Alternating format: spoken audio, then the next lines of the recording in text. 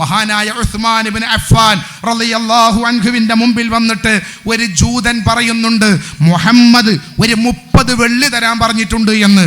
ഉസ്മാൻ റളിയല്ലാഹു അൻഹു ചോദിച്ചു, ആര് പറഞ്ഞു? ഈ ജൂതൻ പറഞ്ഞു, മുഹമ്മദ് പറഞ്ഞു. വീണ്ടും ചോദിച്ചു, ആര് പറഞ്ഞു? മുഹമ്മദ് പറഞ്ഞു. വീണ്ടും ചോദിച്ചു, ആര് പറഞ്ഞു? മുഹമ്മദ് പറഞ്ഞു. പലവട്ടം പറഞ്ഞപ്പോ ഈ ജൂതന്റെ മുമ്പിൽ ജൂതന് ദേഷ്യം പിടിച്ചു. ദേഷ്യം പിടിച്ചപ്പോ ഉസ്മാൻ റളിയല്ലാഹു അൻഹു പറയുന്നുണ്ട്, ദേഷ്യം പിടിക്കണ്ട, ഞാൻ നിന്നോട് ആര് പറഞ്ഞു എന്ന് വീണ്ടും വീണ്ടും വീണ്ടും ചോദിച്ചത് നിന്റെ നാവിലൂടെ എൻ്റെ നേതാവിൻ്റെ പേരിങ്ങനെ വരുമ്പോ അത് കേട്ടിരിക്കാനുള്ള ആവേശം കൊണ്ടാണ്, അത് കേട്ടിരിക്കാനുള്ള ആനന്ദം കൊണ്ടാണ്, അല്ലാതെ നിന്നോട് വെറുപ്പുള്ളത് കൊണ്ടല്ല. നീ എൻ്റെ നേതാവിൻ്റെ പേരെൻ്റെ മുമ്പിൽ വെച്ച് പറഞ്ഞ് എന്നെ ആവേശം കൊള്ളിപ്പിക്കുകയാണെങ്കിൽ ഞാൻ എൻ്റെ വെള്ളിയല്ല, എൻ്റെ തോട്ടം മുഴുവനും തരാം. എന്നിട്ട് എൻ്റെ തോട്ടം കഴിഞ്ഞിട്ടും എൻ്റെ നേതാവിൻ്റെ പേരെൻ്റെ മുമ്പിൽ വെച്ച് പറഞ്ഞെന്നെ ആനന്ദിപ്പിക്കുകയാണെങ്കിൽ ഞാൻ നിന്റെ വീട്ടിൽ അടുക്കള ജോലി ചെയ്തു തരാമെന്ന്. വറഅയ്തു അലാ ബാബിൽ ജന്നത്തി മക്തൂബൻ ബിസ്മി ഉസ്മാൻ വറഅയ്തു അലാ സാക്കിൽ അർശി മക്തൂബൻ ബിസ്മി ഉസ്മാൻ വറഅയ്തു അലാ ജനാഇഹി ജിബ്രീൽ മക്തൂബൻ ബിസ്മി ഉസ്മാൻ. ജിബ്രീലിൻ്റെ ചിറകിലും സ്വർഗ്ഗത്തിൻ്റെ കവാടത്തിലും അർശിൻ്റെ മുകളിലും ഞാൻ ഉസ്മാനിൻ്റെ പേരെഴുതി വെച്ചത് കണ്ടു എന്ന് റസൂലുള്ളാഹി സ്വല്ലല്ലാഹു അലൈഹി വസല്ലമ തങ്ങൾ പറഞ്ഞ മുത്തനബിയുടെ 2 മക്കളെ കല്യാണം കഴിക്കാൻ ഭാഗ്യം കിട്ടിയ ദുന്നൂറൈനി ഉസ്മാൻ റസൂലുള്ളാഹിന്റെ പേരുകൾക്ക് ആഘോഷിക്കുകയാണ്, ആനന്ദിക്കുകയാണ്. അതാണ് നമ്മുടെ പൂർവികരുടെ പാരമ്പര്യം. റസൂലുള്ളാഹിന്റെ പേര് കേട്ടാലും മദ്ഹ് കേട്ടാലും അതിനാണ് നമ്മൾ മൗലിദ് എന്ന് പറയുക. അത് കേട്ടാൽ ആനന്ദിക്കുന്ന, അത് കേട്ടാൽ ആഹ്ലാദിക്കുന്ന, ആ സദസ്സിൽ വരുന്ന മനസ്സ് നിറഞ്ഞ് സദസ്സിലിരിക്കുന്ന ഒരു സംസ്കാരം, അതാണ് ഇസ്ലാമിക സംസ്കാരം. അതിൻ്റെ പേരാണ് മൗലിദ് എന്ന് പറയുന്നത്.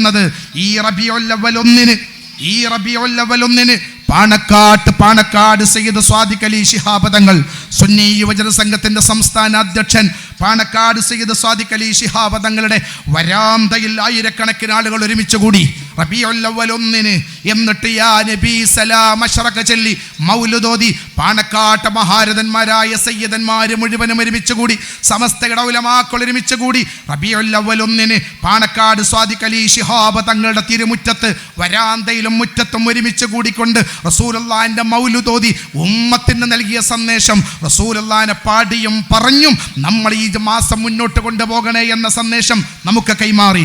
പാണക്കാട്ട് ആറ്റപ്പൂവ് വിശ്വസന്ധമായി ജീവിച്ച നിഷ്കളങ്കതയുടെ പ്രതീകമായ നടക്കുന്ന നേരത്തെ പോലും ഭൂമി അറിയാതെ നടന്ന സൂഫി വര്യൻ പാണക്കാട്ട് ആറ്റപ്പൂവ് വഫാത്ത് വരെ റബീഉൽ അവ്വൽ 1 ആയിരക്കണക്കിന് ഉലമാക്കളെ വിളിച്ചു ചേർത്ത് തൻ്റെ വീട്ടിൻ്റെ മുറ്റത്ത് മൗലിദ് ഓതി ഈ ഉമ്മത്തിനോട് വിളിച്ചു പറഞ്ഞു, റസൂലുള്ളാഹിനെ കൈയൊഴിയരുതേ, ഹബീബിനെ കൈയൊഴിയരുതേ. അതുകൊണ്ട് ഞാൻ എൻ്റെ ശബ്ദം കേൾക്കുന്ന സഹോദരങ്ങളോട് പറയുന്നു, മുത്തുനബിയെ മനസ്സിൽ സ്നേഹിച്ചാൽ പാടാനും പറയാനും സ്വലാത്ത് വർദ്ധിപ്പിക്കാനും ആ മുത്തുനബി ജീവിച്ച പാതക വഴി ജീവിതത്തിൽ പാതേയമാക്കാനും ഞാനും നിങ്ങൾ മുന്നോട്ട് വന്നാൽ അത് മാത്രമേ നമുക്ക് മനസ്സമാധാനമുള്ളൂ, അത് മാത്രമേ നമുക്ക് ഇഹപര വിജയത്തിനുള്ളൂ. വേറെ ആരാണ് നമ്മളെ കൂട്ടുള്ളത്? ചൂരൽ മലയിൽ JCB വന്ന് മണ്ണ് മാന്തി ഒഴിഞ്ഞ് മറിക്കുമ്പോൾ അതിൽ നിന്ന് ലക്ഷക്കണക്കിന് രൂപയുടെ നോട്ട് കെട്ട് കിട്ടി, ലക്ഷക്കണക്കിന് രൂപയുടെ നോട്ട് കെട്ട് കെട്ടി. നമ്മളൊക്കെ ചാനലിലൂടെ അത് കണ്ടു. ആരെങ്കിലും വന്നു അതെൻ്റെതാണെന്ന് പറയാൻ? ആരും വന്നില്ല. അത് ഇന്ന വീട്ടിലുള്ളതാണ് എന്ന് ആർക്കെങ്കിലും അറിഞ്ഞോ? ആർക്കും അറിയില്ല. എന്തേ കാരണം? ലക്ഷക്കണക്കിന് നോട്ടും കെട്ട് വാങ്ങിവെച്ച മനുഷ്യൻ കൈകാലുകൾ ചിന്ന ഭിന്നമായി അള്ളാഹുവിൻ്റെ വിളിക്ക് കീഴടങ്ങിയിരിക്കുന്നു. ഇത്രയേ ഉള്ളൂ ഉമ്മമാരെ ലോകത്തെ മനുഷ്യന്. ഇത്രയേ ഉള്ളൂ. രാത്രി കടന്നുറങ്ങിയവരാ, നേരം വെളുത്തപ്പോഴേക്ക് ചതഞ്ഞു പോയ മയ്യത്തുകളായി മനുഷ്യന്മാര് മാറി. കഴിഞ്ഞ റബീഉൽ അവ്വലിൽ യാ നബി സലാം എന്ന് പറഞ്ഞ് വയനാടിൻ്റെ ഓരങ്ങളിലൂടെ റസൂലുള്ളാഹിനെ പുകഴ്ത്തിപ്പാടിയ പൈതം മക്കളുണ്ടായിരുന്നു. ഇന്ന് ആ പൈതം മക്കൾ മുണ്ടക്കയുടെ മണ്ണിലില്ല, ചൂരൽ മലയിലെ മണ്ണിലില്ല, വരിവരിയായി ഇവിടുത്തെ ഖബർസ്ഥാനിൽ കിടക്കുകയാണ്. അവരറിയുമായിരുന്നു കഴിഞ്ഞ വർഷം സ്റ്റേജിൽ കയറി ദഫ് മുട്ടുമ്പോൾ, കഴിഞ്ഞ വർഷം സ്റ്റേജിൽ കയറി സ്കൗട്ട് നടത്തുമ്പോൾ പൈതങ്ങളാകെ ഞങ്ങളുടെ ശരീരത്തിലൂടെ കല്ലും മണ്ണും വെള്ളവും കുമിഞ്ഞുകൂടി കടന്നു വന്ന് ഞങ്ങളടുത്ത റബീഉൽ അവ്വലിന്റെ പൊന്നമ്പളി പടിഞ്ഞാറൻ ചക്രവാളത്തിൽ ഉദയം ചെയ്യുമ്പോൾ ഞങ്ങൾ ലോകത്തോട് വിട പറഞ്ഞിട്ടുണ്ടാകുമെന്ന് ആരെങ്കിലും കരുതിയിട്ടുണ്ടാകുമോ? അവിടെ സേവനം ചെയ്ത ഒരുപാട് പ്രവർത്തകന്മാർ, വെയിറ്റ് ഗാർഡിന്റെ പ്രവർത്തകന്മാർ, SKSSFന്റെ വിഖായയുടെ പ്രവർത്തകന്മാർ, ഞാൻ ഓർക്കുകയാണ്. അവിടെ സേവനം ചെയ്ത ഒരു ചെറുപ്പക്കാരൻ വിനീതനായി എന്നോട് കണ്ണുനീരോട് കൂടെ ഒരു കഥ പറഞ്ഞു. മണ്ണ് ഒയ്ത് മറിച്ച് ഒരു ജനാസ ഞങ്ങൾ പുറത്തെടുത്തു. ആരുടെ ജനാസയാണെന്ന് പോലും പറയാൻ കഴിയാത്ത വിധം മുഖവും ശരീരവും വികൃതമായിട്ടുണ്ട്. കൊടല് പൊട്ടിയിട്ട് കൊടല് പുറത്ത് വന്നിട്ടുണ്ട്. ഞങ്ങൾ ആ കൊടലൊക്കെ നന്നാക്കി വൃത്തിയാക്കി, മണ്ണൊക്കെ നന്നായി കഴുകി വൃത്തിയാക്കി ആ മയ്യത്ത് ആംബുലൻസിലേക്ക് കയറ്റുമ്പോൾ ഒരു പോലീസ് ഉദ്യോഗസ്ഥൻ ഒരു കവറുമായി വന്നു. എന്താണ് കവർ എന്നറിയില്ല. ഞങ്ങൾ ആ കവറിലേക്ക് നോക്കുമ്പോൾ പാവം കുഞ്ഞു മക്കളുടെ ചെറിയ ചെറിയ കൈകളും ചെറിയ വിരലുകളും മനുഷ്യന്റെ ഉള്ളിലുള്ള അവയവങ്ങളുടെ കഷ്ണങ്ങളുമാണ്. ആ കഷ്ണങ്ങളും ആ മയ്യത്തിന്റെ കൂടെ ആംബുലൻസിലേക്ക് കവറിൽ വെച്ചു എന്ന് പറയുമ്പോൾ നിങ്ങൾ ഓർക്കുന്നുണ്ടോ? കൊടിമരത്തിന്റെ ഞാനും നിങ്ങളൊക്കെ പരിപൂർണമായി സേഫാണെന്ന്, ഒരു അപകടവും നമുക്ക് വരില്ലെന്ന്. അവിടെയാണല്ലോ ഉരുൾപൊട്ടൽ. നമുക്കങ്ങനെ ഒരു പ്രയാസവും വരില്ലെന്ന് ആരെങ്കിലും ചിന്തിക്കുന്നുണ്ടോ? ചിന്തിക്കേണ്ടതില്ല. ഗുജറാത്ത് പോലെയുള്ള രാജ്യങ്ങളിലോ മറ്റോ ഉണ്ടായ ഭൂകമ്പത്തിന്റെ ഒരു ചെറിയ അംശം ഭൂകമ്പം നമ്മളെ നാട്ടിൽ അള്ളാഹു തന്നാൽ, വെളിച്ചെണ്ണയിൽ പപ്പടമിടുമ്പോ പപ്പടം അളകുന്നത് പോലെ നാം താമസിക്കുന്ന ഭൂമി ഒന്ന് ഇളകിയാൽ രക്ഷിതാക്കളെ, അമ്പരചുംബികളായ മണിമന്ദിരം പിന്നെ ഉണ്ടാവില്ല. നമ്മളാരും പിന്നെ ഈ ഭൂമിയിൽ ഉണ്ടാവില്ല. അള്ളാഹുവിൻ്റെ കാവലല്ലാതെ, റബ്ബിൻ്റെ സഹായമല്ലാതെ ഒന്നുമില്ല മക്കളെ നമ്മുടെ മുമ്പിൽ. അതുകൊണ്ട് സുഖത്തിൻ്റെ പേരിലോ വീടിൻ്റെ സൗകര്യത്തിൻ്റെ പേരിലോ സമ്പാദ്യത്തിൻ്റെ പേരിലോ റസൂലുള്ളാഹിനെ കൈയൊഴിയരുതേ, അള്ളാഹുവിനെ കൈയൊഴിയരുതേ. എൻ്റെ യജമാനൻ അള്ളാഹുവാൻ, എൻ്റെ നേതാവ് മുത്തനബിയാൻ. ആ ഒരു വഴിയിലൂടെ ജീവിതം ചിട്ടപ്പെടുത്തിയാൽ പിന്നെ നമുക്ക് ദുഃഖിക്കാനൊന്നുമില്ല, പ്രയാസപ്പെടാനൊന്നുമില്ല. നമുക്കിന്നൊന്നിനും സമയമില്ലാത്ത കാലമാണ്, ഒന്നിനും നേരമില്ലാത്ത കാലമാണ്. മജ്ലിസുൻ നൂർ നടക്കുമ്പോൾ പോലും അതിലൊന്ന് പങ്കെടുക്കാൻ നമുക്ക് സമയമില്ല. എന്നാൽ 2 ആഴ്ച മുമ്പ് വയനാട്ടിൽ സമസ്തയുടെ പണ്ഡിതന്മാരുടെ നേതൃത്വത്തിൽ അവിടെ പള്ളിയിൽ ഒരു പ്രാർത്ഥനാ സംഗമം സംഘടിപ്പിച്ചിരുന്നു. ഏതാനും ആഴ്ചകൾക്ക് മുമ്പ് ഒരു പ്രാർത്ഥനാ സംഗമം. ആ പ്രാർത്ഥനാ സംഗമത്തിൽ ആ നാട്ടിൽ ജീവിക്കുന്ന മുഴുവൻ ആളുകളും പങ്കെടുത്തു. ഒരാളും ഓകുവാലത്തുമ്മൽ ഇരുന്നിട്ടില്ല, ഒരാളും പീഡികത്തിണ്ണയിൽ ഇരുന്നിട്ടില്ല, ഏതെങ്കിലും പറമ്പിൽ രാത്രി മൊബൈൽ ഒന്നൊക്കെ ആരും ഇരുന്നില്ല. എല്ലാവരും ദുആക്കെത്തി. കാരണം എന്തേ? അവരെ വീട്ടിലേക്ക് അവർ കയറി ചെല്ലുമ്പോ അവരെ ഉപ്പ എന്ന് പറഞ്ഞോടി വന്ന് കൂട്ടിപ്പിടിച്ച പൈത മക്കളുടെ ചതഞ്ഞെറിഞ്ഞ മയ്യത്ത് കണ്ട് ഭയവിഹ്വലരാണിന്നവർ. 10 മാസം ഗർഭം ചുമന്ന് പാവപ്പെട്ട ഉമ്മാന്റെ പോയ കൈകളും കാലുകളും കണ്ട് കരഞ്ഞവരാണവർ. അവരെ ചോര നീരാക്കി അധ്വാനിച്ച പാവപ്പെട്ട പിതാവിന്റെ ജനാസ എവിടുന്നാണ് ഇനി കിട്ടുക എന്നോർത്ത് ഇന്നും കരയുകയാണവർ. അവർക്കിത് കളിക്കാൻ നേരമില്ല, അവർക്ക് രസിക്കാൻ നേരമില്ല.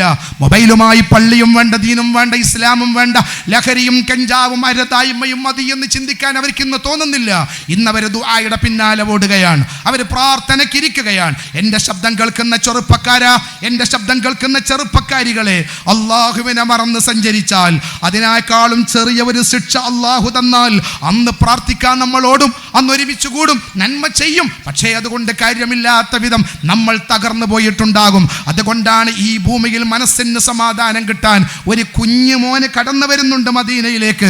അള്ളാഹുവിൻ്റെ ഹബീബ് ഇരിക്കുമ്പോ ഒരു കുഞ്ഞു മോൻ കടന്നു വന്നിട്ട് റസൂലുള്ളാഹിനെ വാരി പുണർന്ന് പറയുന്നുണ്ട്, യാ റസൂലല്ലാഹ്, ഞാനും അങ്ങയുടെ മതത്തിലേക്ക് വരുന്നു നബിയെ.